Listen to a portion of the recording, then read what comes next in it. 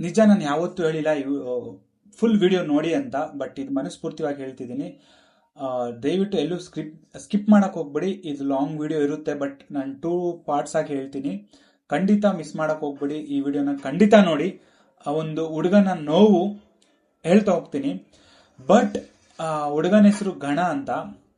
ಅವನು ತನ್ನ ತಂದೆ ತಾಯಿ ಕಾಲ್ನೂ ಹಿಡ್ಕೊಂಡಿಲ್ಲ, ಬಟ್ ತಾನು ಪ್ರೀತಿಸಿದ ಹುಡುಗಿ ತಂದೆ ತಾಯಿ ಕಾಲ್ನ ಹಿಡ್ಕೊಂಡು ಬ್ರತಿ ಮಾಡಿದಾನೆ. ಅಂದ್ರೆ ಎಷ್ಟು ಅಂದ್ರೆ ಗೋಲಾಡಿದಾನೆ, ನನ್ಗೆ ಇವಳು ಕೊಟ್ಟು ಮದ್ವೆ ಆಗಿ ಅಂತ.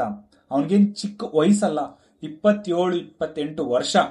ಆ ಒಂದು ಹುಡುಗ ತನ್ನ ತಂದೆ ತಾಯಿ ಕಾಲ್ನ ಬಿಟ್ಟು ಹುಡುಗಿಗೋಸ್ಕರ ಹುಡುಗಿ ತಂದೆ ತಾಯಿ ಕಾಲ್ನ ಹಿಡ್ಕೊಂಡಿದ್ದಾನೆ. ಆದ್ರೂ ಅವನಿಗೆ ಕರುಣೆ ಅನ್ನೋದು ಬಂದೇ ಇಲ್ಲ. ನಿಜ ಹೇಳ್ತೀನಿ, ಕರುಣೆ ಅನ್ನೋದು ಬಂದೇ ಇಲ್ಲ. ಆಮೇಲೆ ಅದು ಕಾಲಿಡ್ಕೊಂಡಿದ್ದೆಲ್ಲ ಆಯ್ತು, ಬಟ್ ಅವ್ರ ತಂದೆ ತಾಯಿ ಕನ್ವಿನ್ಸ್ ಆಗಿ ಇನ್ನ ಬರೋ ನೆಕ್ಸ್ಟ್ ಇಯರ್ ಮದ್ವೆ, ಮದ್ವೆ ಮಾಡ್ಕೋಬೇಕು ಈ ಹುಡುಗಿನ. ಇವನು ಮದ್ವೆ ಮಾಡ್ಕೋಬೇಕು, 1 ಇಯರ್ ಇದೆ ಅಲ್ಲ ಅನ್ನೋ ಒಂದು ಇಂಟೆನ್ಷನ್ ಅಲ್ಲಿ ಅವನು ಅಬ್ರಾಡ್ ಹೋಗ್ತಾನೆ. ಎಂತಕ್ಕೆ? ದುಡಿಯೋದಕ್ಕೆ, ದುಡ್ಡುಗೋಸ್ಕರ. ಬಟ್ ಇವಳು ಪ್ರೀತಿ ಮಾಡಿರೋ ಅಂತ ಹುಡುಗನ್ನ ಬಿಟ್ಟು ತನ್ನ ಬರ್ಡೇ ಇದೆ ಅಂತ ಯಾರೋ ಬಂದು ಪ್ರಪೋಸ್ ಮಾಡ್ತಾನೆ, ಅವನ ಜೊತೆ ಕಮಿಟ್ ಆಗ್ತಾಳೆ. ತಿಳ್ಕೊಳ್ಳಿ, ಅವನ ಜೊತೆ ಕಮಿಟ್ ಆಗ್ತಾಳೆ. ಕಮಿಟ್ ಆಗಿ, ನಿಜ ಹೇಳಕೋ ನಾಚಿಕೆ ಆಗುತ್ತೆ, ಬರ್ಡೇ ದಿವಸನೇ ಬಟ್ಟೆ ಬಿಚ್ಚಿ ಅವನ ಪಕ್ಕ ಮಲಗಿದಾಳೆ. ಅದನ್ನ ಫ್ರೆಂಡ್ಸ್ ಮದುವೆ ಆಗೋ ಹುಡುಗನ್ಗೆ ಹೇಳ್ತಾರೆ, ನಂಬಿರಲ್ಲ.